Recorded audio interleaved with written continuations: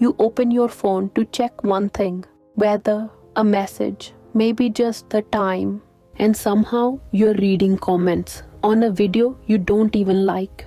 You scroll past an argument, you scroll past someone's perfect kitchen, you scroll past a headline that makes your brain flinch. Then you lock the screen, and it's not relief, it's an uneasy feeling, like your body didn't get the memo to stop, like you just ate and you're still hungry. That's the part people don't talk about. Scrolling doesn't just waste time, it changes your state. You don't come out neutral, you come out less, and you don't even know what you lost. In a few minutes, you'll recognize what's happening in your system, why your hand keeps going back even when you're not enjoying it, and why the feeling after isn't guilt. It's depletion, not I should stop. More like, why do I feel worse now? You've felt this.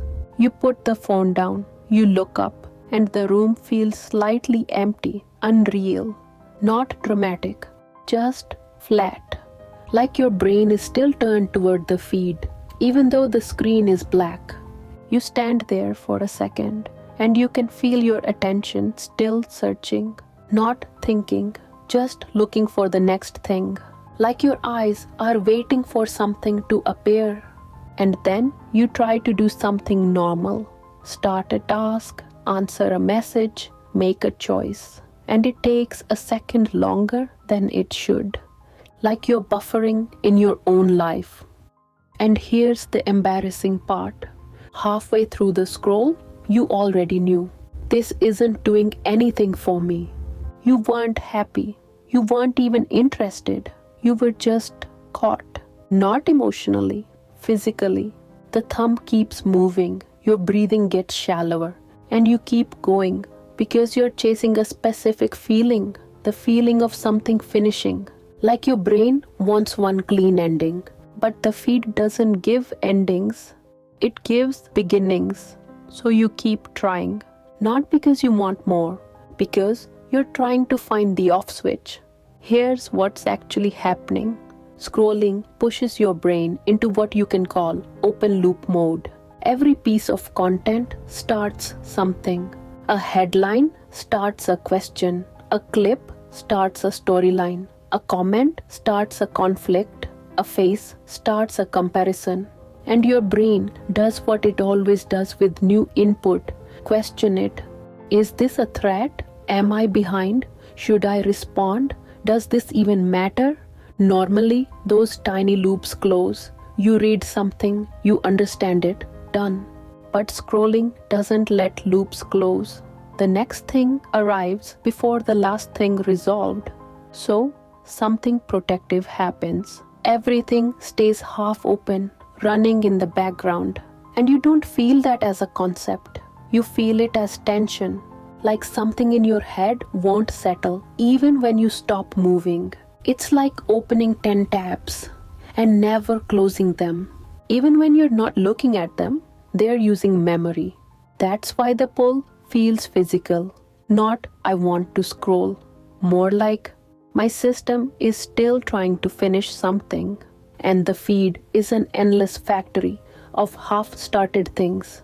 So you spend attention without getting an ending. And that's what empties you. First, it shows up right before the final click. Not when you open the document, not when you get started. It's that last click that makes it official. You're about to hit confirm or submit or send on a booking, a purchase, a form, an email you've been avoiding. It's not even huge, but once you click it, it becomes real. You can't unclick it. So you start looking for a way out. And the easiest exit is input. You tell yourself you're taking a second. And suddenly you pick up your phone and start scrolling. Not because you wanted entertainment, because scrolling has no consequences, no commitment, no point of no return. It's pure movement with zero risk. Then you go back to the screen, back to that button, and it feels heavier than before. Not because the click changed, because now you have extra unfinished loops running. A half-read argument that raised your blood pressure. A headline that sparked worry without giving you anything to do. A clip that made you compare your life for 2 seconds. A comment that annoyed you and never got resolved. So now it's not just click and move on. It's competing with the whole crowd in your head. And this is the part people miss. Scrolling doesn't just pull you away from the moment. It teaches you to leave the second something needs to be finished. A reply, a small thing you owe someone, a click that locks you in. So you start living in almost sending, almost confirming, almost finishing, and you end the day with a lot of motion and almost nothing completed. Then at night, when things get quiet, the pull comes back. Not because you're bored, because your system is starved for endings, and you keep feeding it beginnings. Then you notice the strangest behavior. You put the phone down and you pick it back up almost immediately. Not because you got a notification, not because anything happened, because the first scroll didn't do it. So you reach again, like checking the fridge 5 minutes after you checked it. You're not actually hungry. You're checking for a feeling that something is finished. So you unlock the screen again. Same apps, same feeds, same nothing. And you hate that you're doing it because you can feel it. It's not pleasure, it's a reflex, a pull, like something in you is saying, maybe the next one will close the loop, but it never does. So you reach again. And that's why it starts to feel compulsive. Not, I love this, more like, I can't find the off switch. And then it reaches the place that actually hurts. Not a long conversation, not, I wasn't listening. This is different. It's the moment when repair is possible. A partner says something slightly sharp, or you do.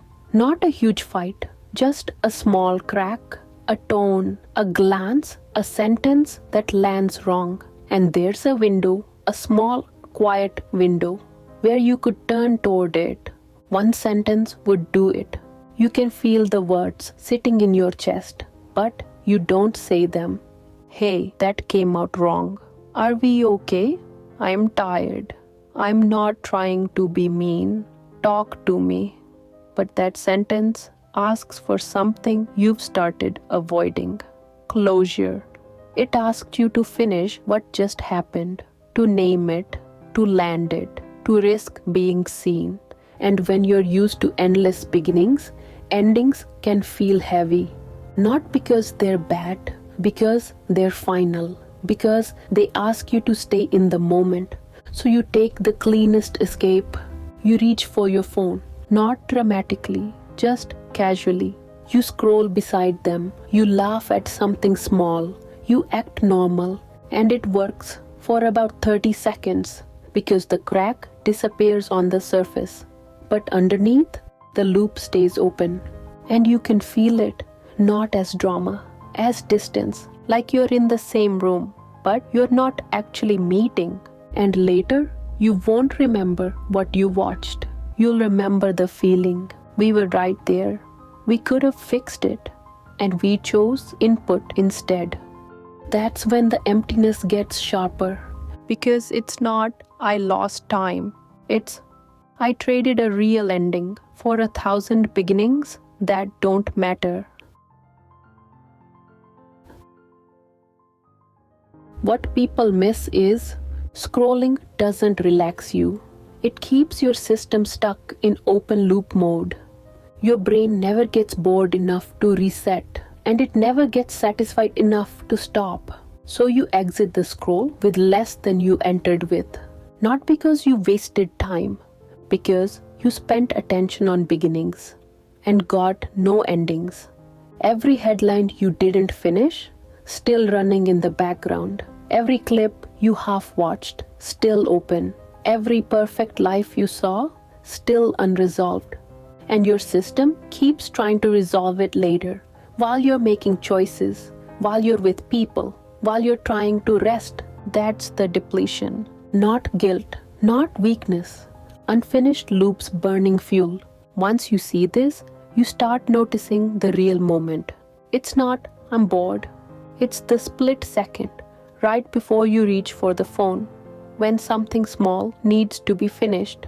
A reply, a choice, a task that would take 2 minutes but feels heavier than it should.